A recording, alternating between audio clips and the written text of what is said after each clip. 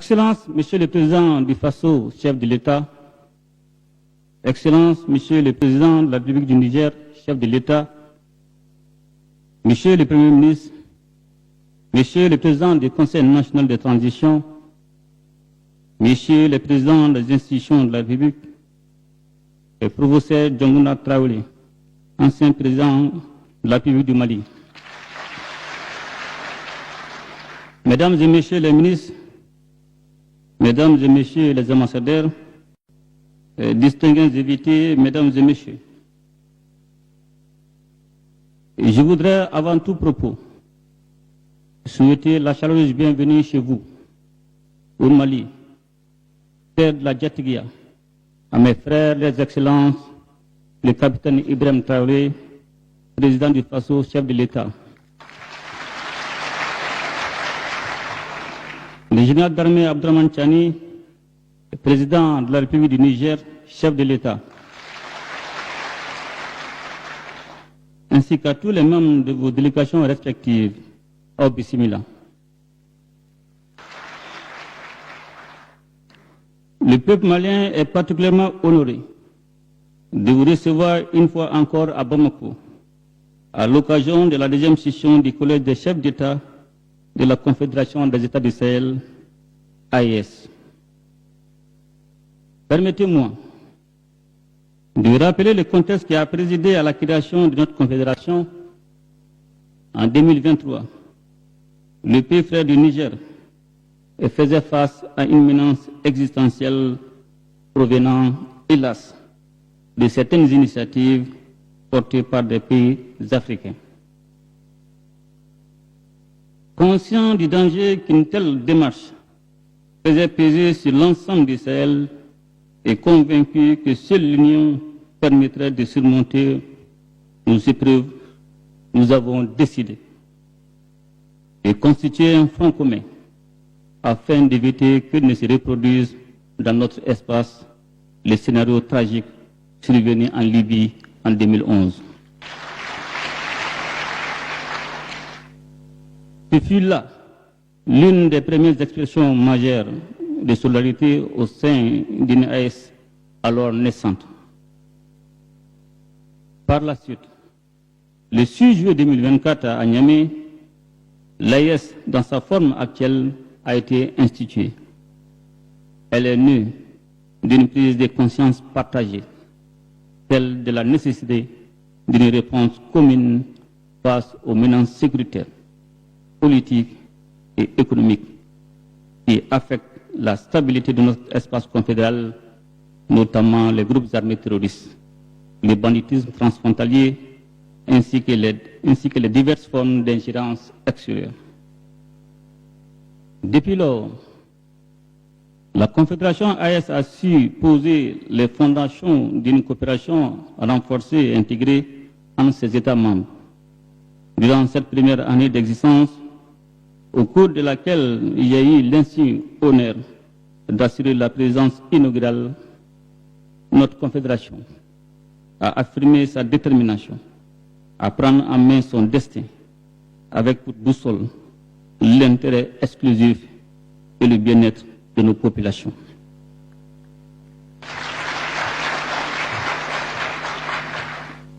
Je tiens à cet égard à saluer l'engagement sans faille de nos voyantes populations confédérales qui ont très tôt compris les enjeux de notre combat et nous ont accompagnés par des actes concrets.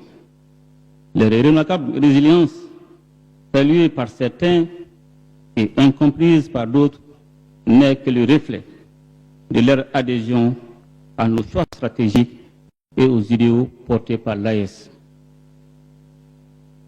Je souhaite également rendre un hommage appuyé à la diaspora de l'espace confédéral qui n'est pas demeuré en marge des mutations en cours.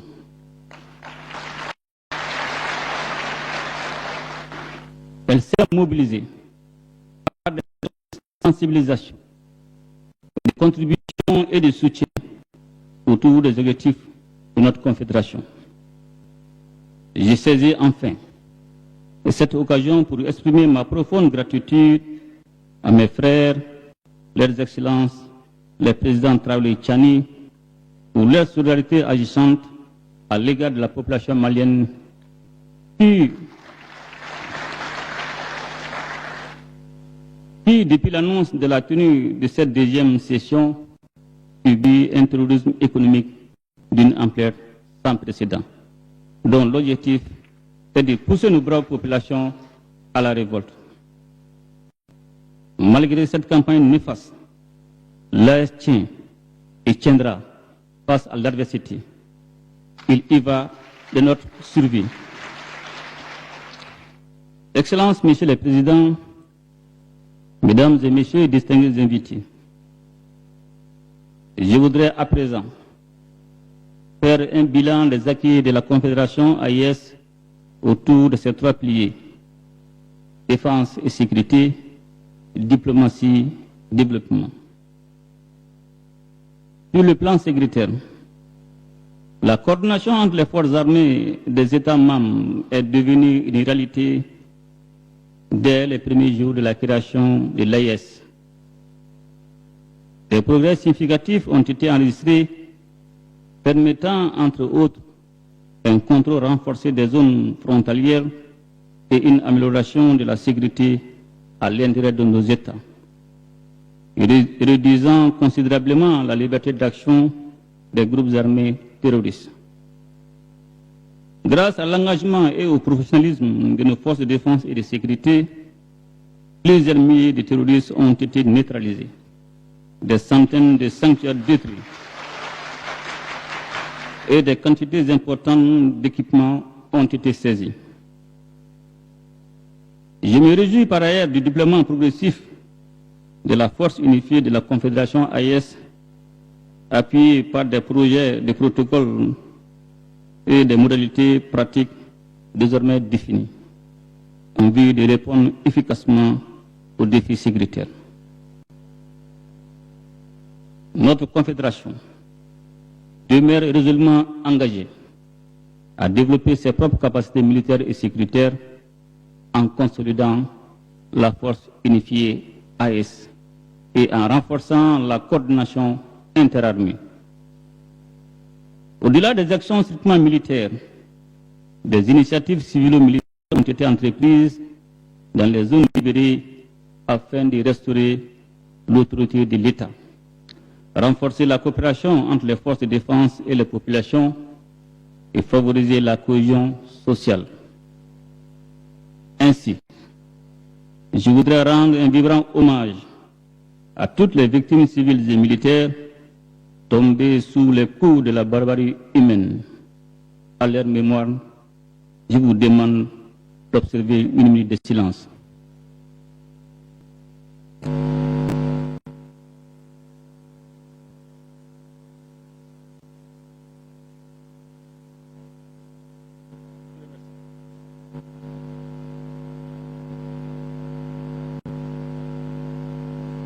Excellences, Messieurs les Présidents, Mesdames et Messieurs les distingués invités, sur le plan diplomatique, la Confédération AES a émergé dans un environnement géopolitique complexe, marqué par les retours des rapports de force, les jeux d'influence et les tentatives d'ingérence. Cette réalité nous a conduits à adopter une posture proactive, adaptée et pleinement assumée.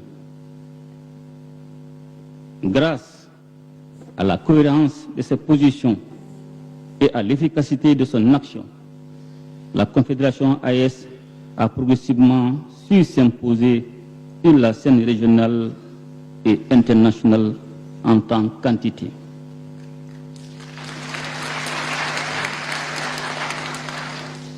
Plusieurs États et organisations internationales comprennent désormais que l'AES constitue un interlocuteur incontournable dans le Sahel. Pour la présidence malienne, les mécanismes de concertation diplomatique institués par les chefs d'État ont permis l'expression de positions communes sur divers sujets d'intérêt partagé, notamment au sein des organisations et instances internationales.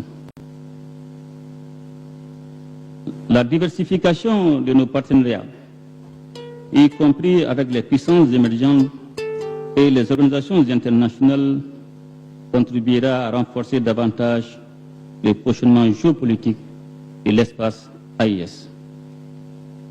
Je remercie à cet égard les partenaires sincères et fiables qui ont compris l'essence de notre combat et ont fait le choix responsable de nous accompagner. Excellences, Monsieur le Président, Mesdames et Messieurs, distingués invités, sur le plan du développement, notre espace, trop souvent qualifié de pauvre et sous-développé, dispose en réalité d'immenses potentialités agricoles, minières, industrielles, ainsi que d'une démographie favorable. Notre ambition est de bâtir un développement harmonieux fondé sur l'exploitation souveraine de nos ressources au profit exclusif de nos populations et sur la valorisation de notre patrimoine culturel. À cet effet, des initiatives structurantes ont été engagées, notamment la création de la Banque confédérale pour l'investissement et le développement, dotée d'un capital initial de 500 milliards de francs CFA, ainsi que la mise en place du prélèvement confédéral qui constitue des leviers majeurs de financement de nos projets. La télévision AIS, que nous venons d'inaugurer, contribuera au renforcement des liens entre nos populations et la lutte contre la désinformation dont notre confédération fait l'objet depuis sa création. Excellences, Monsieur le Président, Mesdames et Messieurs, distingués invités, dans le même esprit, une centrale d'achat des produits de première nécessité est en cours de création afin de mieux prendre en charge les besoins fondamentaux de nos populations. Par ailleurs, afin de faciliter la libre circulation des personnes et des biens dans notre espace, des documents de voyage tels que le passeport AIS, la carte biométrique AIS ont été mis en circulation.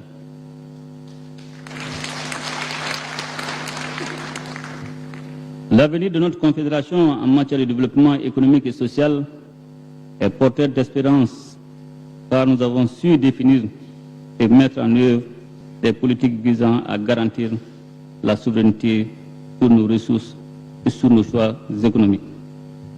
Comme perspective, la poursuite des sentiers d'importants projets d'infrastructure pour le désenclavement interne et externe de la Confédération AIS sont en cours de réalisation, à savoir une compagnie aérienne, une autoroute et un chemin de fer reliant Bamako, Niamey, Ouagadougou.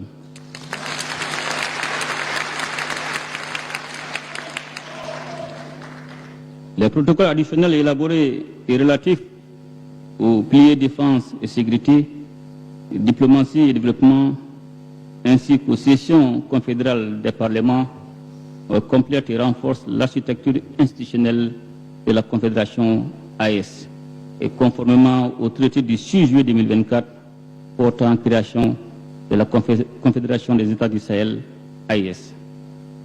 Excellences, Monsieur le Président, Mesdames et Messieurs, distingués invités, je voudrais enfin réitérer mes sincères remerciements à mes frères, leurs Excellences, le capitaine Ibrahim Traoré, président du FASO, chef de l'État, et le général d'armée Abdourahmane Tiani,